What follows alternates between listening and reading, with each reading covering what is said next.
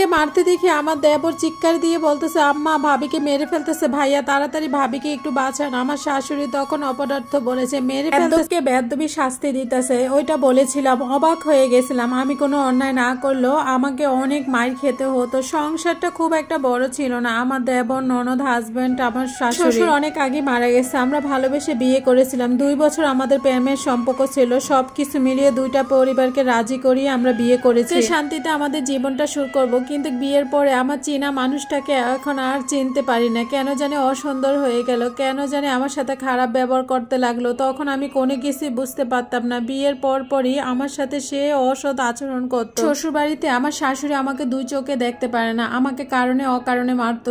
শুধু খালি তার ছেলের কাছে নালিশ দিত। আমি বুঝতে পারতাম সে আমাকে 2 চোখে দেখতে পারে না। এরকমও হয়েছে, আমাকে ডাক দিছে, আমি বলছি আসতেছি, আমার ছোট্ট বাচ্চাটাকে দুধ খাওয়াচ্ছি। এটা বলার জন্য আমার হাজবেন্ড আমাকে এত মারছে। কেন আমি এটা বলছি, কেন সাথে এটা কারণে আমাকে এত মারছে। মারার কারণে আমি বেহুশ হয়ে গেছি। তারপরে আমার বাবাকে ফোন দিছি হুশ হওয়ার পরে। তারপর বাবা এসে বলতেছে ডাক্তারের কাছে নিয়ে যাবে। তারপর আমার হাজবেন্ড বলতেছে না, বেয়াদবকে নিয়ে যেতে পারেন একবারে, ও একটা বেয়াদব, ওকে ঠিক করে তারপর আমার বাসায় পাঠাবেন। আমি নাকি ভালো না, এই জন্য নাকি সে আমাকে শাস্তি দিছে। আমাকে নাকি কাজকর্ম কোনো কিছু শিখায় না, যেন সমস্ত কাজকর্ম শিখিয়ে একটা লোক পাঠিয়ে দেয়, কারণ আমি এ বাড়িতে কেমন আছি সেটা দেখার জন্য। এগুলা বলে আমার বাবাকে অনেক অপমান করেছিল এবং তারা কোনোভাবেই আমার বাবার সাথে আমাকে যেতে দেয়। আমার বাবা অনেক কান্না করতেছে। দেখেন আমার মেয়েটা উঠেও দাঁড়াতে পারে না, আমার মেয়েটা অনেক অসুস্থ, আমার মেয়েটাকে রিকোয়েস্ট করছে কিন্তু কোনোভাবেই দেয় নাই। তারপরে বাবা চলে গেল, আমি অনেক অসুস্থ হয়ে গেছি। তারপর হয়ে তারা একা পাঠিয়ে দিছে আমাদের বাড়িতে।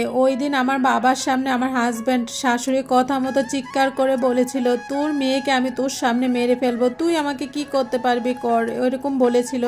তাই আমার বাবা বাধ্য হয়ে রেখে চলে আসে। স্বামী আমাকে অনেক মারতো, গালাগালি করতো, গায়ে হাত তুলতো, কিন্তু সে আমাকে একটা মুহূর্ত ছাড়া থাকতে পারতো না। আমি যদি দূরে থাকতাম তাকে ছাড়া সে পাগল হয়ে যেত। কখন আমাকে বাড়িতে নিয়ে আসতো আমি এই রহস্য কিছুই বুঝতে পারতাম না। বাচ্চা যখন 6 মাস হয় তখন আমার হাজবেন্ড অনেক অসুস্থ হয়ে যায়। অনেক ডাক্তার কবিরাজ দেখায়, কোনোভাবে সে সুস্থ হয় না। কেন সুস্থ হয় না, কি কারণে সুস্থ হয় না তা বলতে পারবো না। নানি শাশুড়ি, মামা শাশুড়ি কথা বলতেছে, আমি শুনে ফেললাম। আমার শাশুড়ি নাকি বিয়ের আগে থেকে আমার হাজবেন্ড বিভিন্ন কবিরাজের কাছে নিয়ে যেত এবং কি অনেক কিছু পানি পড়া, তেল পড়া, তাবিজ পড়া খাওয়াতো, যার কারণে নাকি আমার হাজবেন্ড অনেক অসুস্থ থাকে, কোনোভাবেই সে সুস্থ হয়। এখন এগুলা করে। আমি বিয়ের পরে দেখেছি হুজুর এনে বাড়িতে তাবিজ উঠাতো। আমি তো প্রথম এগুলা বিশ্বাসই করতাম না, কি হচ্ছে না হচ্ছে। পরে ঠিকই আস্তে আস্তে প্রমাণ হলো। এমন করতে আমার মেয়েটার 1 বছর হয়েছে। আমার জীবন একটুও পাল্টালো না, একটুও বদল হলো না আমার জীবনে কোনো কিছু। যেই মানুষটাকে বিশ্বাস করে হাত ধরেছিলাম, ভালোবেসে বিয়ে করেছিলাম, সেই মানুষটা কথার আঘাত, মায়ের আঘাতই আমাকে শেষ করে দিতেছে। সে আমাকে ব্লক করে রাখছে, সে আমার সাথে কথা বলে না। আমি নাকি তার সাথে কথা বললে তার প্রচন্ড শরীর জ্বালাপোড়া করে এবং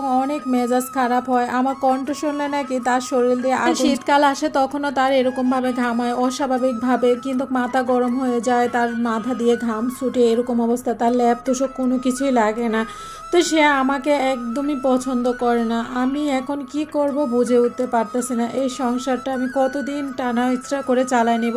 স্বামীর কাছে যদি আদর ভালোবাসা না থাকে তাহলে সেই স্ত্রী কিভাবে সংসার আর কতদিন অপেক্ষা করে বসে থাকবো। আমার মেয়েটাও বড় হচ্ছে। এই তাবিজের কেরামতি এবং তেল পানি থেকে আমি আমার স্বামীকে কিভাবে উদ্ধার করব। আমাদের বাংলাদেশি মনে হয় একটু কুফরি কালামগুলা বেশি চলে।